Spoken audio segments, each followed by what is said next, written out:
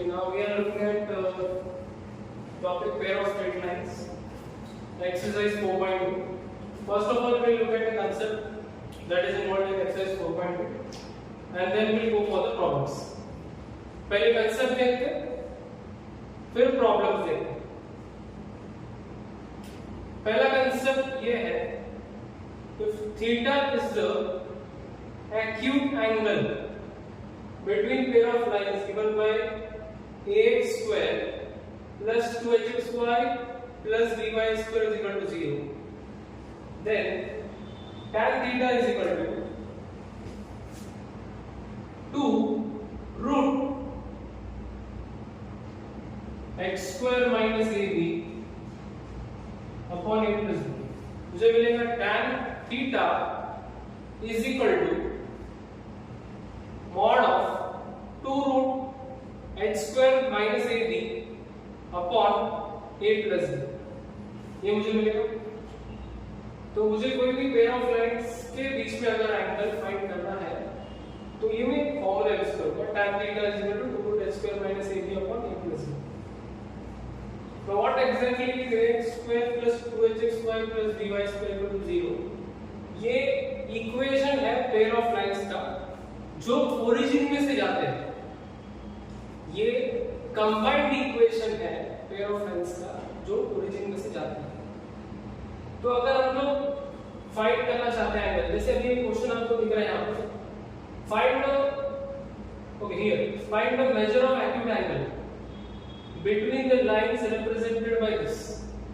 तो मुझे फाइंड करना है एक्यूट एंगल. अगर मुझे थीटा फाइंड करना है तो मैं फॉर्मूला कौन सा लगाऊंगा, ये वाला. तो let's see how to do this. On comparing the given equation कौन सा है, 3x square minus 4-3xy plus 3y square is equal to 0. ये जो गिवन इक्वेशन है उसको मैं स्टैंडर्ड इक्वेशन के साथ कंपेयर करता हूं तो मुझे a का वैल्यू कितना मिलता है. I can clearly see over here a का वैल्यू जो है वो है 3, 2h का वैल्यू जो है वो है -4/3 और b का वैल्यू जो है वो है 3. सो मुझे वैल्यूज मिलता है a का 3, 2h का वैल्यू मिलता है -4/3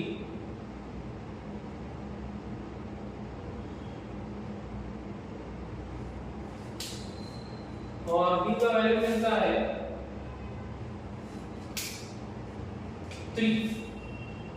So I get a 2h, a is 3, 2h is -4/3 and b is 3.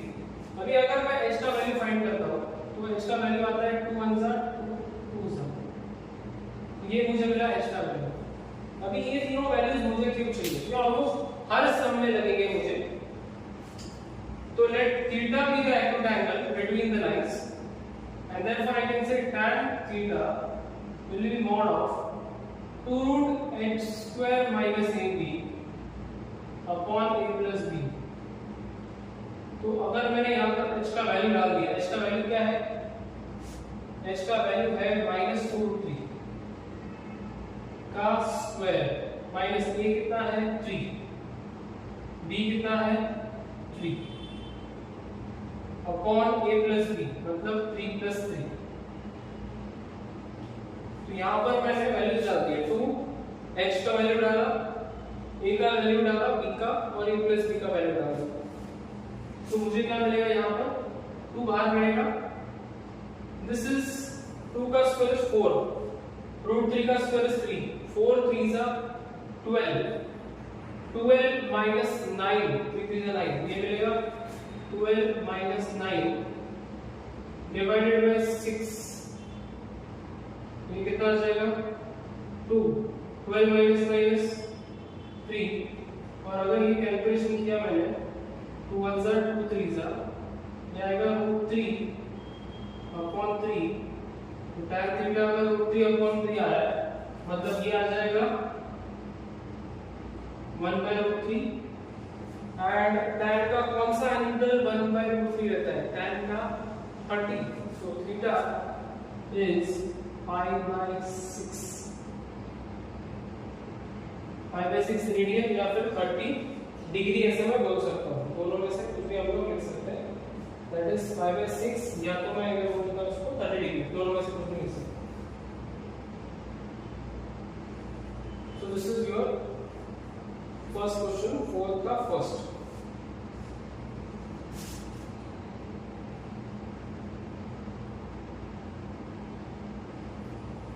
Fourth का second भी similar ही है.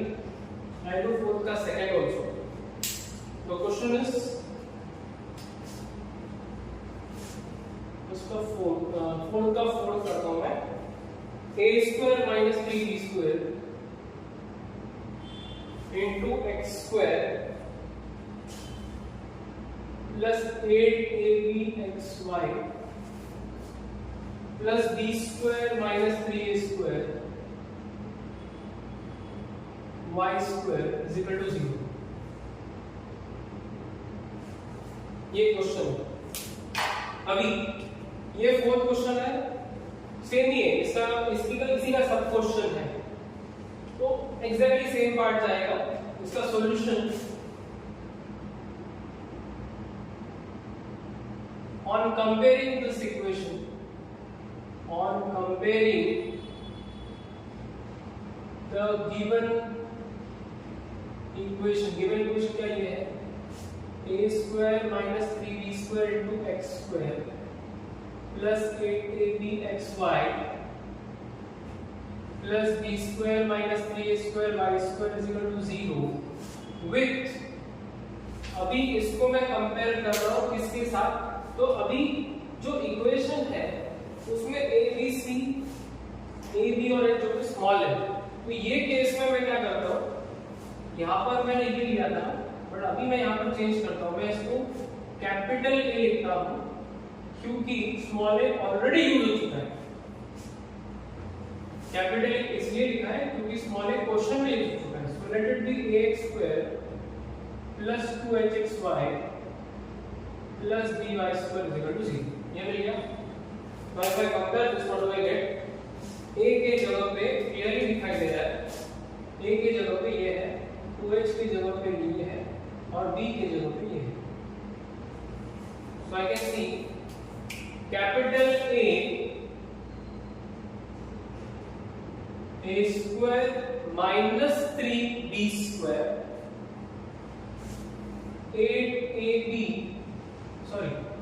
2h is equal to 8ab and b is equal to b square minus 3a square. ये मेरे को मिलेगा।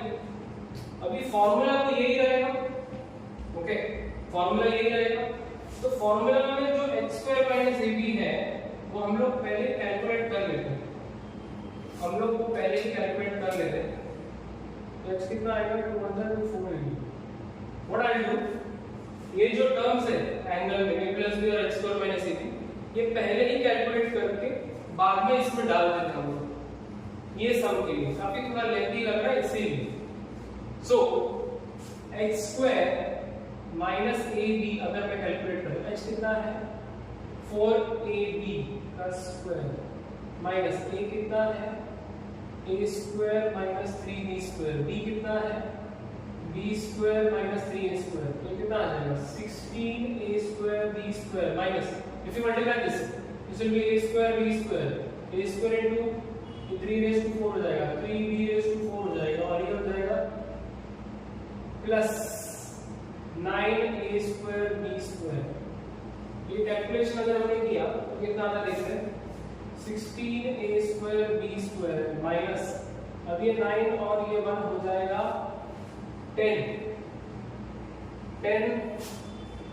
a square b square minus 2 minus plus 3a raised to 4 और ये 3b raised to 4, तो ये कितना बचेगा देखते हैं, ये आएगा 3a raised to 4, 16 minus 10 is 6a square b square और बचेगा 3b raised to 4। अगर इसमें मैंने 3 कॉमन निकाल दिया तो ये बनेगा a raised to 4 plus 2a square b square,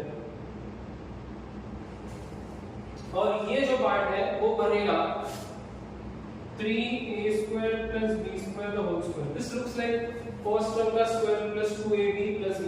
तो इसका स्क्वायर रूट ले लिया, इसका स्क्वायर रूट ले लिया और स्क्वायर डाल दिया, ये हो गया x² - ab।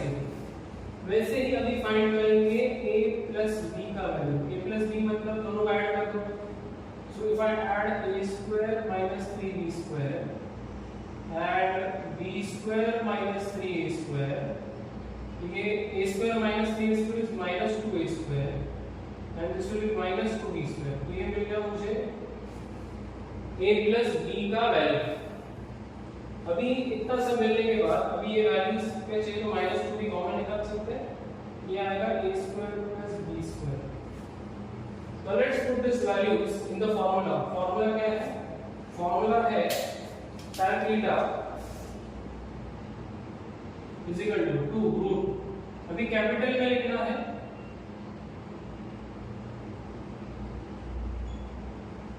तो 2 रूट x² - ab का वैल्यू हम लोग ऑलरेडी कैलकुलेट कर चुके हैं।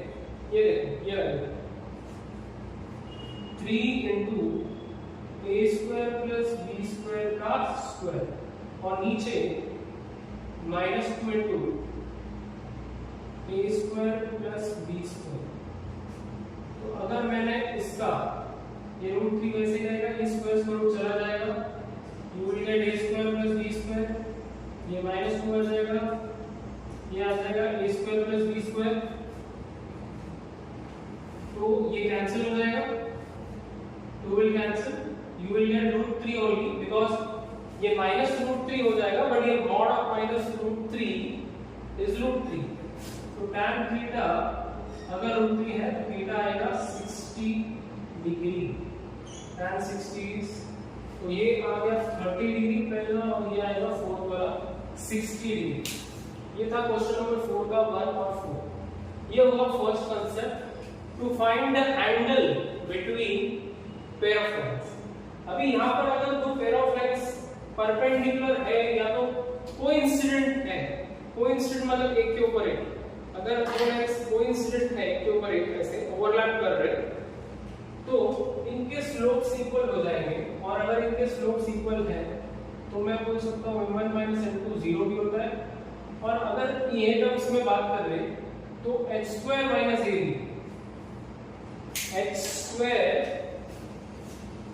- ab का वैल्यू क्या होता है 0। अगर दो लाइंस कोइंसिडेंट है तो h² - ab का वैल्यू होता है 0। या तो ऐसा भी बोल सकते हैं कि लाइंस अगर ये कंडीशन ट्रू है h² - ab = 0 या फिर h² = ab भी बोल सकते हैं। सो दोनों में से कोई भी यूज कर सकते हैं।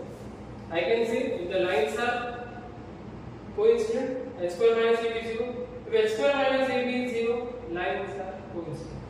तो ये सब देखते हैं हम लोग यहां पर दो है lines represented by okay coincident वाला ये समझ आर कोइंसिडेंट। कोइंसिडेंट मतलब क्या, ओवरलैप कर रहे हैं। तो शुरू कैसे करें, on comparing the given equation. Given equation क्या है, x² plus 6xy plus 9y² is equal to 0। अगर मैं इसको कंपेयर करता हूं तो a का वैल्यू दिख रहा है यहां पर 1 कुछ नहीं है, 2h is 6 and b is 9। तो a का वैल्यू 1 है, a का वैल्यू है 1, 2h का वैल्यू है 6 और b का वैल्यू है 9। तो h का वैल्यू है ना h² - ab मतलब 3² - a into b मतलब 9 - 9 मतलब 0 आ गया। अगर h² - ab का वैल्यू 0 आता है तो ये लाइंस क्या हो जाएंगे, कोइंसिडेंट। तो therefore the lines are coincident। मतलब अगर ये कंडीशन सैटिस्फाई हो गया तो लाइंस कोइंसिडेंट। और अगर क्वेश्चन में ही दिया है ये लाइंस कोइंसिडेंट है, अगर क्वेश्चन में ही दिया है, for example if you look at this question, ये क्वेश्चन में ही दिया है कि ये जो लाइंस है दीज आर ओके, ये क्वेश्चन में परपेंडिकुलर दिया है। अगर क्वेश्चन में दिया है कि वो कोइंसिडेंट है तो ऐसा क्वेश्चन तो है नहीं, बट अगर क्वेश्चन में दिया है कोइंसिडेंट है तो हम लोग ये कंडीशन अज्यूम कर लेंगे। Okay, there will be this question somewhere in your solved examples coincident वाला. ओके, बात ये है कि अगर ये कंडीशन ट्रू है तो लाइंस कोइंसिडेंट है, और अगर क्वेश्चन में कोइंसिडेंट दिया है तो ये कंडीशन ट्रू हो जाएगी.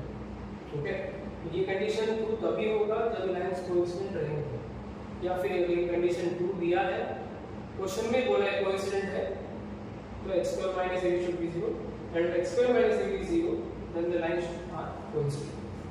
Let's come to the final concept. If lines represented by this are perpendicular, अगर lines perpendicular है, तो I can say a plus b should be 0. मतलब ये डिनोमिनेटर जो है वो 0 होना चाहिए. देखा है तो ऊपर पहले न्यूमरेटर 0 था, अभी मैं बोल रहा हूँ डिनोमिनेटर 0 होना चाहिए. अगर डिनोमिनेटर 0 है तो सीधी बात है, show that the lines represented by so and so are perpendicular. Line दिया है 3x square minus 4xy minus 3y square is equal to 0. a का वैल्यू है 3, 2h का वैल्यू है -4. ये मैंने कंपेयर कर दी, और अगर मैं यहाँ पर a और b को ऐड करता हूँ तो a plus b 3 minus 3 0 आ रहा है. अगर ये दोनों का एडिशन 0 आ रहा है मतलब लाइंस क्या है, परपेंडिकुलर है. This lines are perpendicular. It's very simple. अभी ये क्वेश्चन इसका उल्टा है, बोला है कि लाइंस परपेंडिकुलर है तो k का वैल्यू फाइंड कर. लाइंस परपेंडिकुलर है तो k का वैल्यू फाइंड कर. ये भी सेम. और comparing the given equation kx square plus 4xy minus 4y square equal to 0 with this a का वैल्यू देखा है तो आ जाएगा 2h का वैल्यू 4, b का वैल्यू -, तो h का वैल्यू आ जाएगा 2. Now since the given lines are perpendicular I can directly use this condition. क्योंकि लाइंस परपेंडिकुलर है तो ये कंडीशन ट्रू हो जाएगा. तो a का वैल्यू क्या है k, b का वैल्यू क्या है -4. k is equal to 4 is the answer, and therefore this is what these are the 4 sums from exercise 4.2. तो 4 सम्स देख चुके हम लोग एक्सरसाइज 4.2 के. पहला सम जो था वो एंगल डिस्कस करता है, कैसे फाइंड करते हैं दो लाइंस के बीच में का, पेयर ऑफ लाइंस के बीच में का. दूसरा if two lines are coincident then x square minus ab is 0. और तीसरा अगर दो लाइंस परपेंडिकुलर है तो a plus b should be 0. आगे हम लोग 5th 6th और 7th देखेंगे.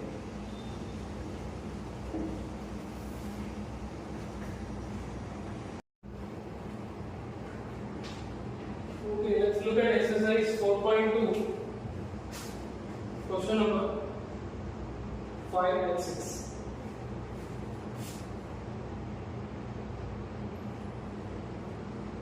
So the concept is angle between two lines. We can use a basic formula that we used in 11th standard in straight line. Tan theta is n1 minus n2 upon 1 plus n2 n1 n2 का mod. ये आप लोग formula use कर सकते हैं. और ये formula जो equation line passing to origin is y equal to mx, ये तो बहुत पुराना फॉर्मूला है. y equal to mx, y equal to mx plus c होता है जब भी कोई भी लाइन लेते हैं, और y इक्वल टू mx तभी होता है जब भी कोई लाइन ओरिजिन में से पास होती है. We don't take that C नहीं लेते हम लोग. तो अभी देखते हैं ये वाला सम. Find the combined equation of lines passing through origin, each of which linear angle of this. अभी डायग्राम मैंने पहले ही बना के रखा है क्योंकि ये जो ब्लैक वाले लाइंस है उनका इक्वेशन मुझे फाइंड करना है. So these two lines are making 30 degree with this line. This is how the question is actually. तो एक लाइन है, ये लाइन के साथ दो लाइंस 30 डिग्री बना रहे हैं, तो ये दो लाइंस का इक्वेशन क्या है ऐसा सवाल है. What is the equation of pair of lines. अभी थोड़ा सा अलग क्वेश्चन, लेट्स सी कैसा है. तो पहले तो मैं बोलता हूं कि ये लाइंस को मैं नाम देता हूं L1 L2. पहले लाइन को L1 बोलते हैं, दूसरे लाइन को L2 बोलते हैं. और L1 L2 pass through origin. Okay, and slope of L1 and L2 मैं लेता हूँ m. दोनों का स्लोप मैं लेता हूँ, दोनों में से एक का स्लोप m ले लेते हैं. मतलब पहले लाइन का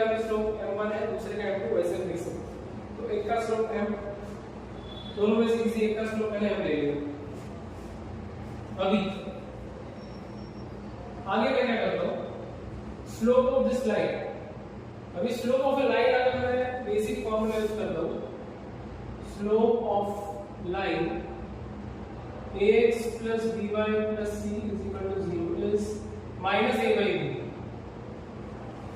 तो वो अगर मैं इधर यूज करता हूँ, slope of this line is -3/2 आता है, तो ये लाइन का स्लोप क्या आ जाएगा, -3/2। अभी एट ए टाइम मैं सिर्फ दो ही लाइन पकड़ रहा हूँ, एक ये 3x plus 2y minus 11 is equal to 0 और दूसरा let's say eight A time दो ही लाइन, तो दोनों के बीच में का एंगल कितना है 30, दोनों के बीच में का एंगल है 30। So I can use angle between two lines formula. क्या है, difference of the slopes upon 1 plus product of slopes. तो अगर एक का स्लोप m है, दिस इज सॉरी, अगर ये स्लोप m है, मतलब ये फर्स्ट स्लोप है m1 और ये m2 हो गया, ये दोनों वैल्यू हम लोग डाल देते हैं, m1 minus m2 upon 1 plus m1 m2, दोनों स्लोप्स मैंने डाल दिए।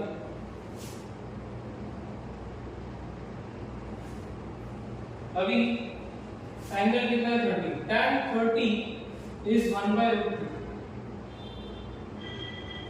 ये 30 आ गया 1/√3 और ये आ जाएगा m plus 3/2 upon 1 minus 3m/2।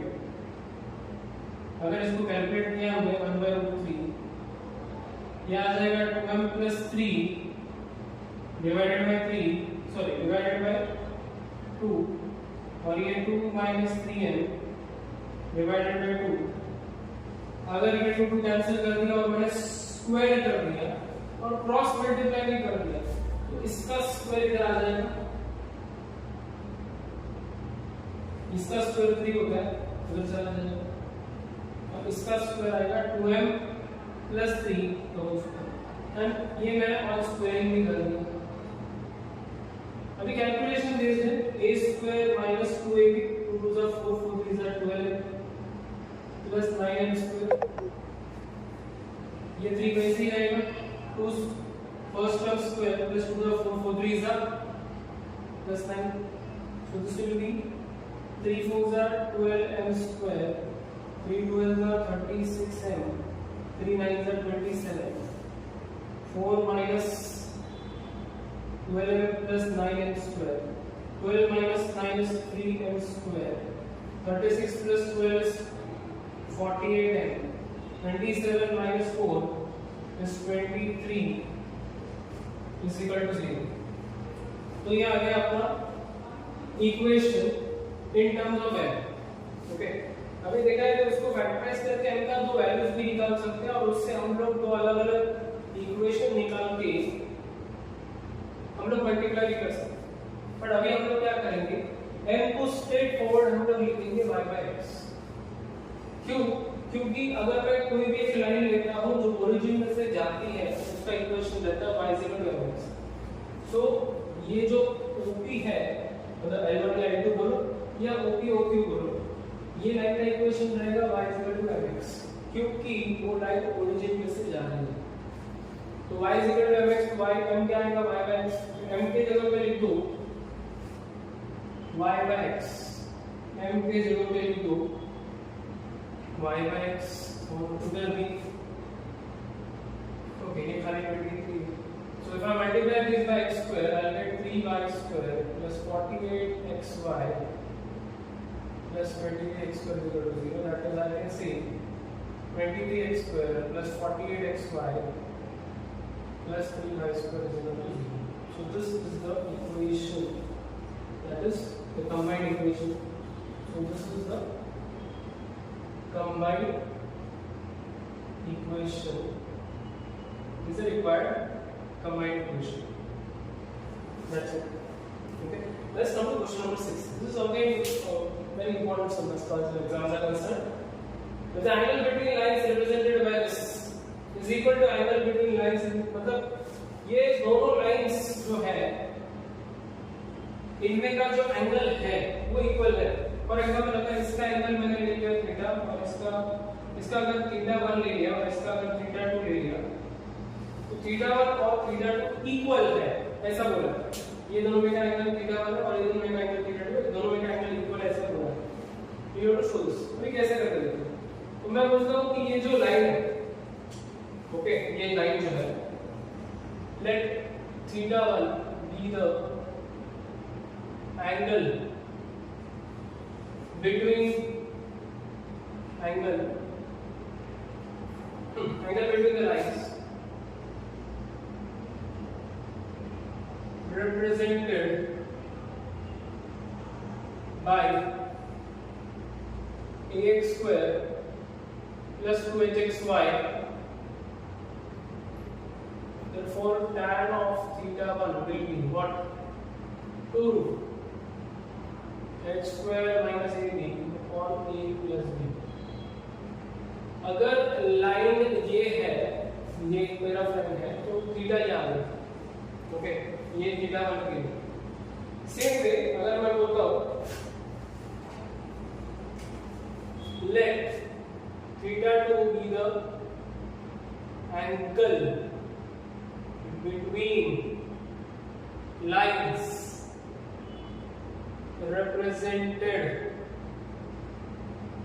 by 2x square minus 5xy plus 3y square is equal to 0। तो a का वैल्यू क्या आ जाएगा? ओके, अभी देखो, ये थीटा 2 अगर मुझे फाइंड करना है ना, तो मैं कंपेयर करते टाइम थोड़ा अलग लाइन लेता हूँ। तो on comparing this, on comparing with, मैं कैपिटल लिखता हूँ ax square plus 2hxy plus by square is equal to 0। तो a कितना आएगा? 2 आएगा, 2h कितना आ जाएगा? -5 आएगा, b कितना आ जाएगा? 3 आ जाएगा। So h is -5/2। So I can clearly see that theta 2 will be 2 h square minus ab. So tan theta 2 will be 2 root h square minus ab upon a plus b। ये मैंने h capital इसके लिए ताकि ये mix ना हो इसके साथ। फिर ये आ जाएगा 2 root of h square मतलब ये आ जाएगा 25/4 minus ab मतलब 2 into 3 upon a plus b means 2 plus 3। So this will be 2 into, ये तो just 6 6 square 24, 25 minus 24 upon 4 मतलब 1/4 बचेगा और ये आ जाएगा 5। So 2 into 1/2 और ये 1/5 बनेगा, मतलब ये tan थीटा 2 का वैल्यू आ जाएगा 1/5। अभी tan थीटा 2 का वैल्यू तुमको 1/5 मिल गया है। वैसे ये अभी क्वेश्चन में दिया आपने थीटा 1 और थीटा 2 इक्वल है, these two angles are equal, मतलब tan theta 1 is equal to tan theta 2 आएगा। और अगर ये दोनों इक्वल है तो आई कैन से ये दोनों अगर इक्वल है tan थीटा 1 tan थीटा 2, तो दोनों का वैल्यू इक्वेट करते हैं, क्या आ जाएगा? 2 root h square minus ab upon a plus b is equal to 1/5। If I square this, I will get 4 h square minus ab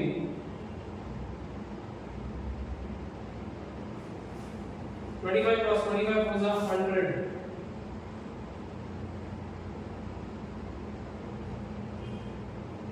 This is what we want to do.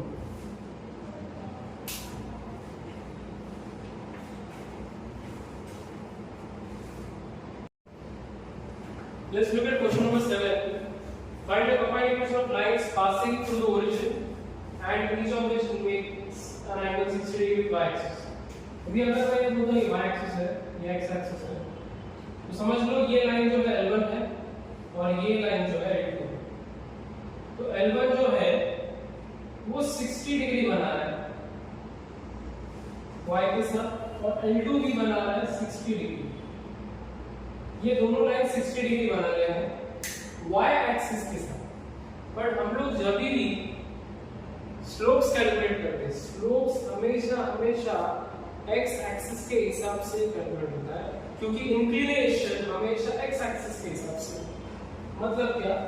तो अगर मैं बोलता हूं ये L2 का, अगर मैं बोलता हूं इंक्लिनेशन और अगर मैं बोलता हूं L2 का अगर हम लोग इंक्लिनेशन बोलते हैं, मतलब थीटा जो है L2 का, ओके, वो कितना है? अगर मैं ये काउंट करता हूं, ये आएगा 30 degree. Slope of line L2 is tan 30, मतलब tan 30 मतलब आ जाएगा 1/√3, ये आ जाएगा 1/√3। ये स्लोप ऑफ लाइन L2 है। सेम वे अगर मैं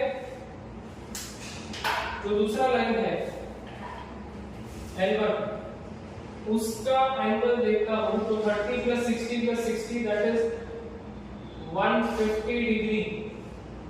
So inclination of L1 that is theta कितना दिया है? 150 degree. The slope of line L1 is equal to tan of 150। अगर ये tan 150 है तो tan 150 कितना आ जाएगा? tan of 180 minus 30 मतलब 180 minus theta मतलब second quadrant tan negative minus tan 30 मतलब आ जाएगा -1/2। तो समझ लो कि इसको अगर मैं m2 बोलता हूं और इसको अगर मैं m1 बोलता हूं, तो मुझे m1 और m2 दोनों स्लोप्स पता है, दोनों लाइंस के स्लोप्स मुझे पता है। तो equation of line L1 will be y is equal to m1x, क्योंकि L1 जो है वो ओरिजिन में से जा रही है, तो y is equal to m1 कौन सा है? -1/√3x। I can say √3y is equal to -6 या फिर x plus √3y is equal to 0। ये मेरा equation of line L1। Same way equation of line L2। अगर ओके ये जो मेरा है वो सॉरी ये मेरा है मुझे हाँ ये L1 के हिसाब से मिला करेक्ट। अभी इसका इक्वेशन लाइन L2 क्या आएगा? y is equal to m2x। तो y is equal to m2 कितना है? 1/√3x, so it is √3y is equal to x, x minus √3y is equal to 0। ये मेरा सेकंड। अब ये दोनों का L1 और L2 का मुझे कंबाइंड इक्वेशन चाहिए, तो दोनों को मल्टीप्लाई कर दो। Therefore the combined equation is x plus √3y into x minus √3y। We multiply this, that is a minus b plus b, a square minus इसका स्क्वायर आ जाएगा 3 और ये y square is equal to 0। This is the answer।